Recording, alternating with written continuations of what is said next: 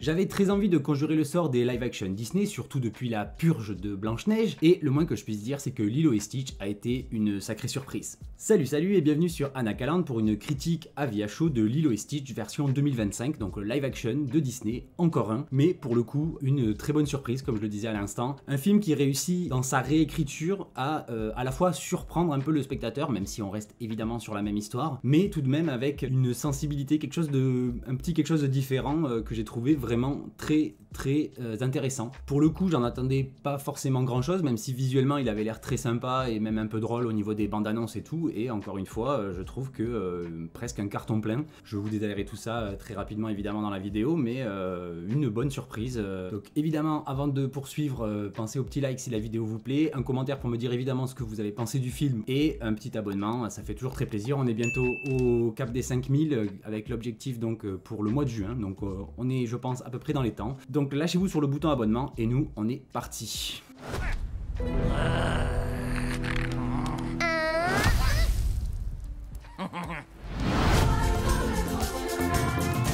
Donc très rapidement, je vais un petit peu spoiler, mais en même temps, si vous êtes là, vous avez probablement au moins vu le dessin animé de 2002, donc vous verrez, vous ne serez pas hyper dépaysé au niveau de l'histoire, et puis je vais rester quand même assez vague sur certains éléments. Mais en gros, déjà pour commencer, visuellement, comme je le disais à l'instant, un film vraiment très joli. Encore une fois, on a une preuve, et je pense que je vais le répéter plusieurs fois tout au long de cette vidéo, mais on a une preuve que Disney, quand ils veulent, en fait, faire bien les choses, ben, ils peuvent. Donc là vraiment on a un Stitch qui est vraiment très bien fait, très mignon, très attendrissant. Son côté gros taré psychopathe marche aussi très bien. On a même les autres extraterrestres qui sont vraiment super bien faits. Même le rendu, quand on a ce mélange justement de 3D avec les prises de vue réelles, ça fonctionne vraiment très bien. A peut-être quelques petits défauts à quelques moments, mais ça reste vraiment assez négligeable. Mais je trouve que ça fonctionne plutôt pas mal. On a notamment l'introduction qui est full, qui est totalement en CGI, qui marche très bien, et quand on passe sur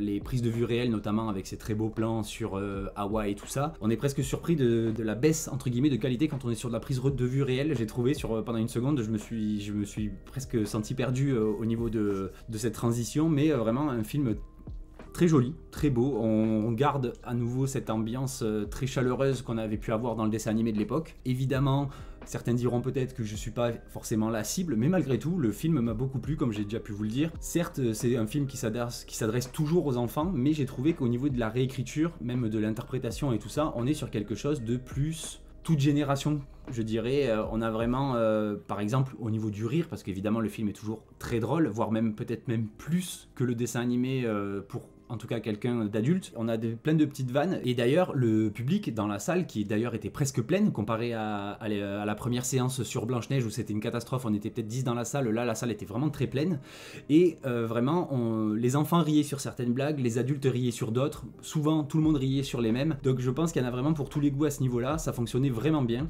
Et même ensuite, au niveau des thématiques, au niveau de la narration, on est un peu moins sur le côté très dessin animé pour enfants que pouvait avoir le film. Celui-ci est d'ailleurs un peu plus long, il me semble, que le dessin animé de l'époque. Mais on a des thèmes qui sont quand même un peu plus humain, un peu plus dans le réel, un peu plus dans le concret, et je trouve que ça rend le film peut-être encore plus fort émotionnellement. Moi-même, j'ai eu les yeux qui ont brillé 2-3 fois, c'était mignon, et pas uniquement pour Stitch avec sa bouille de démon tout mignon, mais il y a vraiment des thématiques qui sont très intéressantes, qui sont certes les mêmes que dans le dessin animé, mais je trouve abordées de manière peut-être un peu plus intense, un peu plus mise en avant, un peu plus émotionnellement intense tout simplement.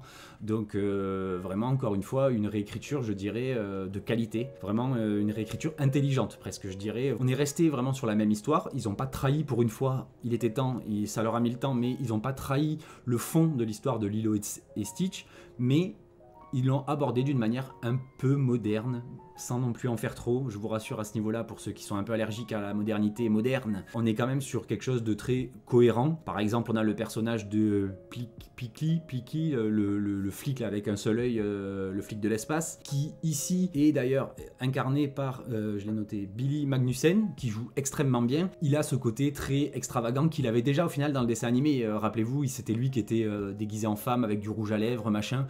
Donc là, on est plus sur le côté LGBT friendly au niveau de la tenue, mais ça reste cohérent avec l'ambiance et la caractérisation du personnage qu'on avait pu avoir dans le dessin animé. C'est peut-être moins too much, enfin moins cringe que s'il avait été vraiment déguisé plus ou moins en femme ou quoi, ça aurait été vraiment bizarre pour le coup. Donc j'ai trouvé que ça fonctionnait peut-être même mieux que dans le dessin animé. C'est en tout cas un peu moins malaisant par moment. D'ailleurs, ça me fait penser qu'ils ont trouvé une méthode à nouveau très intelligente pour intégrer ces personnages et pas avoir forcément peut-être trop de travail en termes de CGI et que ce soit pas non plus trop dérangeant au niveau du rendu entre la 3D et les prises de vue réelles. C'est qu'en fait, lui et le personnage de Janemba, là, je sais plus comment il s'appelle, enfin le scientifique qui a créé Stitch, ils finissent par prendre une forme carrément humaine, vraiment avec leur système de camouflage, ils deviennent vraiment humains et donc pour le coup ils sont incarnés par donc comme je disais Billy Magnussen et Zach Galifianakis là que je n'arriverai jamais de ma vie à prononcer son nom, et tous les deux sont vraiment très très très bons dans ce rôle d'extraterrestre justement.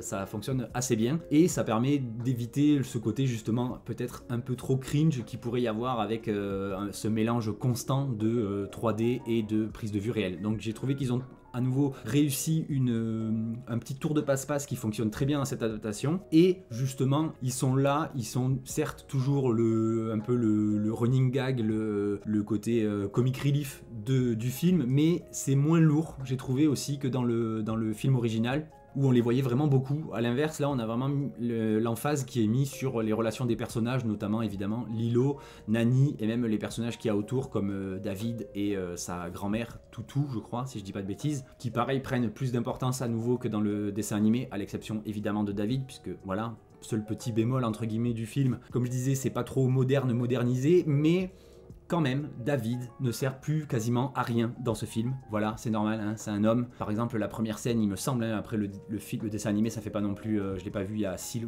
longtemps que ça, mais c'est pas non plus très frais. Mais dans mon souvenir, la toute première scène, là, quand Nani elle est en panne de voiture, il me semble que David vient un peu à la rescousse déjà à ce moment-là. Et c'est un peu son rôle dans le dessin animé de toujours être le soutien et un petit peu le petit coup de pouce qui va toujours permettre à Nani notamment et à Lilo de s'en sortir dans certaines situations, etc. On a évidemment cette partie-là dans la mer avec le coup du surf et tout qui fonctionne très bien, même si David ne sert toujours pas à grand chose à part pédaler sur sa planche de surf, mais voilà, il est un peu mis de côté, un peu mis à l'écart parce que ben voilà, hein, on est en 2025 et c'est pas aux hommes de venir sauver les femmes, même quand c'est un problème de mécanique. Donc voilà, mais bon, c'est vraiment un détail, je trouve, c'est vraiment ça passe parce que le reste de l'histoire est vraiment très bon. Et justement, j'en arrive au reste du casting. On a par exemple, alors je m'y attendais vraiment pas, je me souviens pas l'avoir vu dans les bandes annonces. On a Tia Carrère qui réapparaît, donc Sydney Fox, l'aventurière, pour ceux qui ont la ref ça commence à dater, hein, on se fait vieux maintenant, mais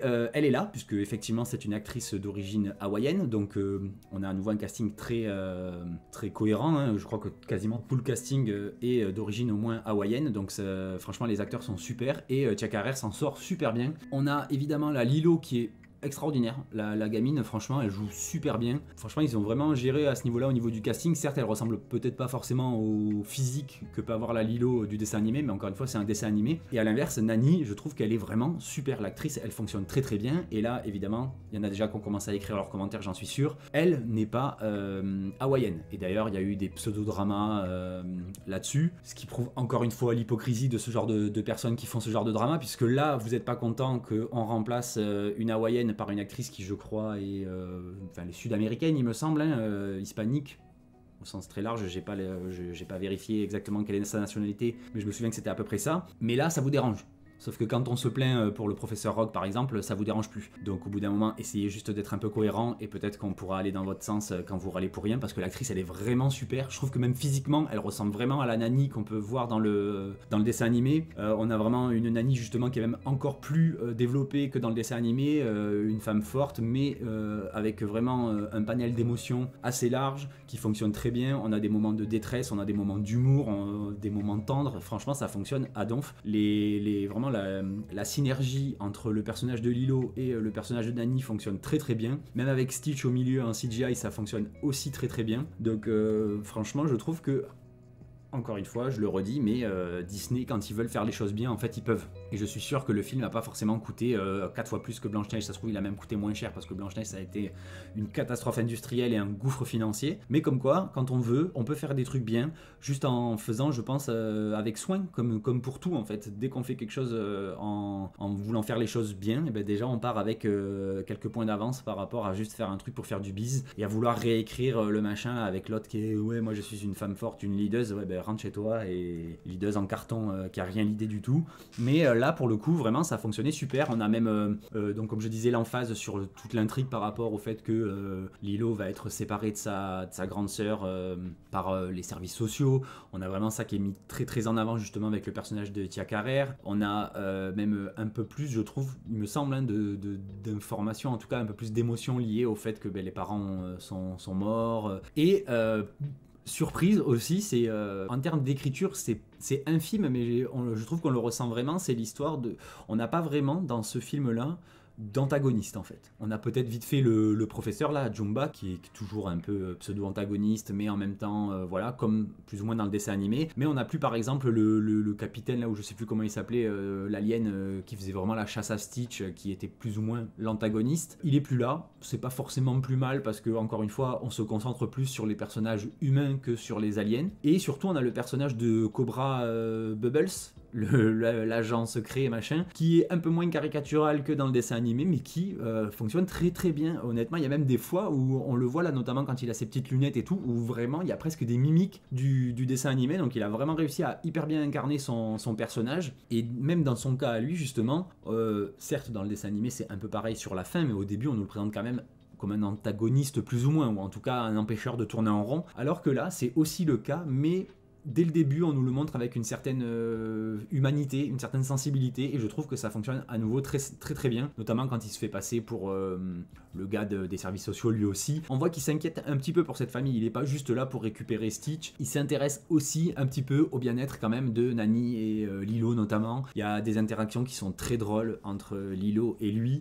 des petites vannes qui fusent, pareil, encore une fois au niveau de l'écriture, je trouve qu'ils sont allés un peu plus loin que juste ce qu'on avait pu voir dans le dessin animé de l'époque, donc j'ai trouvé que vraiment l'humour est très bien dosé, il n'y en a pas trop, comme ça peut souvent être le cas chez Disney, donc franchement top. Et ce qui est super intéressant aussi, c'est qu'on a plusieurs membres du casting de l'époque, qui donc faisaient uniquement des voix, qui aujourd'hui sont les personnages, ils incarnent leur propre rôle, donc 22 ans, 23 ans après, ils incarnent leur propre rôle, comme justement celle qui joue Toutou, c'était, elle incarnait déjà la voix de son personnage, qui s'appelait, à l'époque il l'appelait Madame, je sais plus comment, mais là justement on l'appelle par son prénom, parce qu'elle est un peu plus proche de la famille, tout ça. Ouais. On a aussi Jason Scott Lee, qui jouait je sais plus quel rôle dans le dessin animé, mais qui ici joue le prof de Luau, je sais pas si je le prononce bien, mais en gros de danse traditionnelle et tout ça. Donc c'est vraiment fun. On a évidemment par rapport à ça, ça me fait penser encore plus l'emphase aussi qui est mis sur le côté un peu le rejet des autres gosses par rapport à Lilo. Évidemment, grâce à Stitch, elle va pouvoir se venger, tout ça. Donc on a vraiment un film qui est plus humain, plus empathique, je trouve, et qui transmet des valeurs qui sont pas biaisées par justement toutes les idéologies qu'on peut avoir aujourd'hui, même chez Disney. On a vraiment des valeurs d'amitié, d'amour, de respect, enfin voilà, on a vraiment des valeurs, des belles valeurs à la Disney comme on avait avant, et il n'y a pas de forcing quel que soit le côté de l'échiquier. On a vraiment une belle histoire tout simplement. Je pense qu'il n'y a pas besoin d'aller plus loin que ça. Même la présidente, je sais pas quoi, alien là, elle est super bien faite déjà physiquement, et puis encore une fois, même au niveau du casting, la voix qui a été choisie marche super bien. Elle est elle aussi peut-être un peu plus humaine, un peu plus directe aussi. Par exemple, dès le début, on a la même scène avec l'histoire de prouve-nous que tu es humain, enfin que tu as de l'empathie, parce que bon, ils vont pas dire humain vu qu'ils sont pas humains, mais avec Stitch qui dit le pire des gros mots dans leur langue, machin. Donc ça, vraiment la structure est assez respectée. Les moments clés, je dirais plutôt, sont vraiment respectés, mais on a quelques ajouts, quelques modifications. On a toujours par exemple la référence au fait que notre planète en fait n'est juste qu'une terre d'élevage pour les moustiques. Nous, on n'est que du bétail pour les moustiques qui eux ont de l'importance pour ce truc intergalactique machin. Donc, mais on n'en fait pas des caisses non plus. Par exemple, dans le dessin animé, le moustique, il est très présent pour des gags qui n'auraient pas forcément marché ici à ce niveau-là. Donc Je trouve, ouais, encore une fois, une réécriture intelligente en fait, qui se modernise, qui colle avec le public d'aujourd'hui, qui en plus colle avec toutes les tranches d'âge, même si le dessin animé déjà à l'époque fonctionnait autant pour les parents que pour les petits. Mais là vraiment, même pour moi qui m'attendais à pas forcément un truc de dingue et tout, j'ai été agréablement surpris. On nous prend pas pour des imbéciles, contrairement à énormément de programmes, encore une fois, ces dernières années, surtout à destination des enfants. Et pourtant les enfants rient. Les enfants sont touchés, je les entendais autour de moi. Enfin voilà, ils rigolaient, ils anticipaient même les twists scénaristiques et tout ça. Donc vraiment, on ne nous prend pas pour des imbéciles. Et rien que pour ça, je trouve que c'est déjà pas mal demandé pour un programme pour enfants aujourd'hui. Parce que c'est vrai que ces dernières années, on prend vraiment les petits pour des débiles. Quand on leur, en plus quand on n'essaye pas de leur gaver d'idéologie et tout. Donc là, honnêtement, très agréablement surpris. On a même un final, il me semble que c'est pas dans le film, avec l'histoire de Stitch qui coule. Bon, ça c'est dans le film, le fait qu'il sait pas nager et tout, justement, le concept de l'île, hein, ça change pas. Mais on a une scène très belle à la fin, justement, avant le grand finish, avec évidemment la présidente, machin, tout ça, et le happy end que vous connaissez. Mais on a une scène, il me semble, qui n'est pas dans le dessin animé, encore une fois, vous me corrigerez si je fais erreur, mais avec le fait que Nani, elle le porte au fond de l'eau, tout ça, et ça fait référence justement à une petite information qu'on a eue avant où Lilo, elle montre sur des photos l'entraînement qu'avait Nani à l'époque où elle était championne de surf. Et je trouvais que ça fonctionnait à nouveau très bien. On a un peu cette boucle qui est bouclée, et puis on a évidemment, ils ont voulu mettre l'emphase sur le personnage de Nani, qui est une femme forte, avec du caractère, et qui n'a pas forcément besoin qu'on l'aide toutes les 5 minutes, même si elle est prête à demander de l'aide, donc rien que ça quand même, ça reste plutôt sympa. Et j'ai trouvé que cette scène était très belle à la fin, émouvante, encore une fois, même visuellement très jolie. Et ce qui me ramène aussi justement au fait qu'il y a aussi une bonne partie du film qui est qui met en avant un peu le côté vraiment terre à terre de l'histoire, où par exemple Nani perd son travail, et on la voit aller rechercher du travail et tout. Donc certes, ça sert aussi de prétexte à montrer l'évolution de la relation entre Lilo et Stitch, puisqu'il l'accompagne à ces divers entretiens, et ils font que des conneries, évidemment.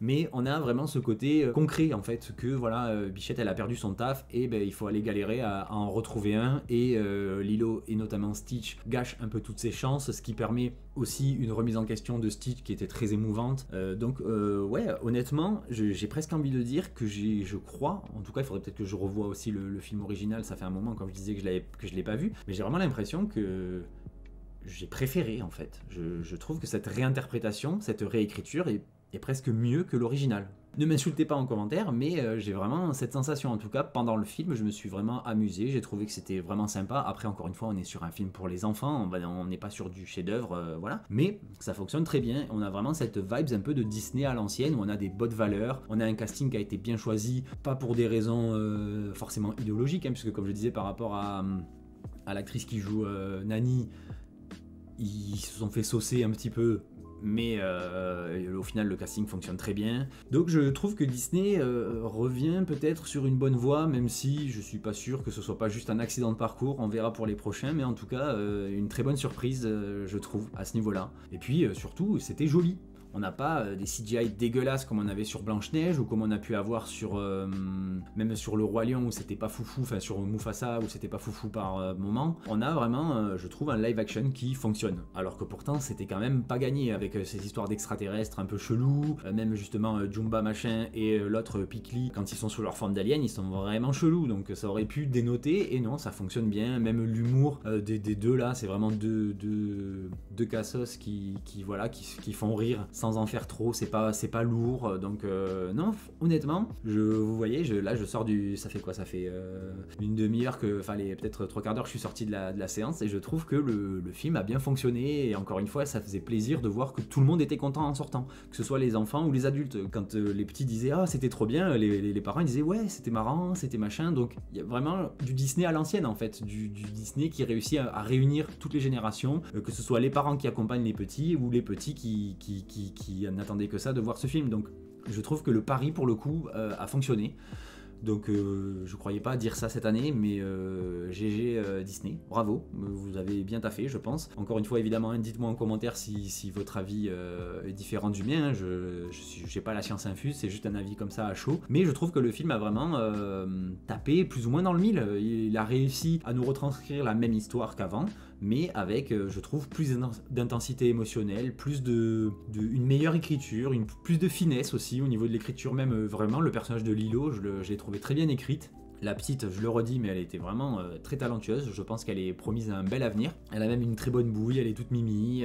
Elle envoie des petites vannes avec beaucoup de sérieux. Donc pareil, ça c'est pas simple forcément quand on est aussi jeune et tout. Donc ça fonctionne très bien. Et puis le Stitch, vraiment au top niveau. Même l'adoption entre guillemets de Stitch, l'arrivée de Stitch dans la famille est légèrement réinterprétée aussi. Et j'ai trouvé que ça avait presque plus de sens. C'était un peu moins incohérent, on va dire.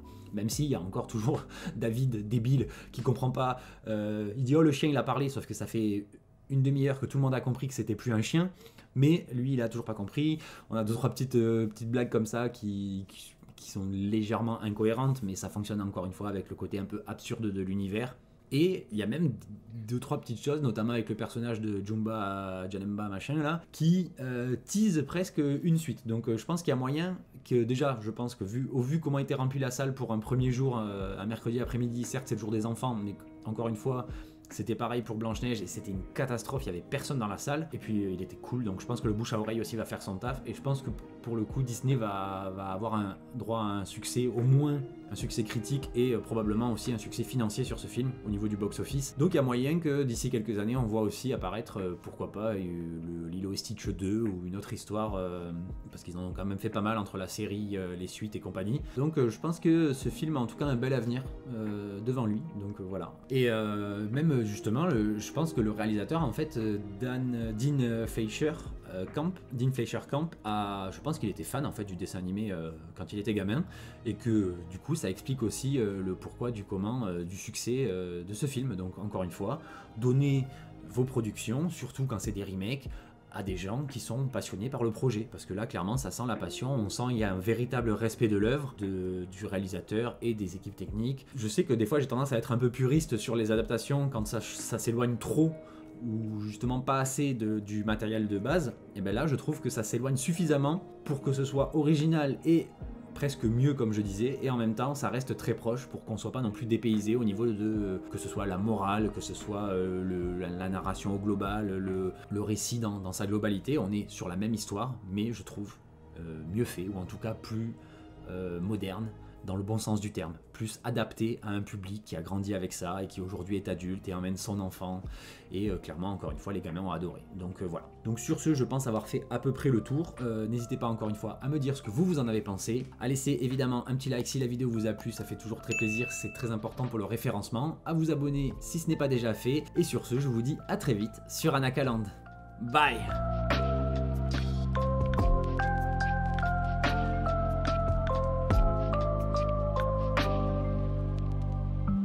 My papa.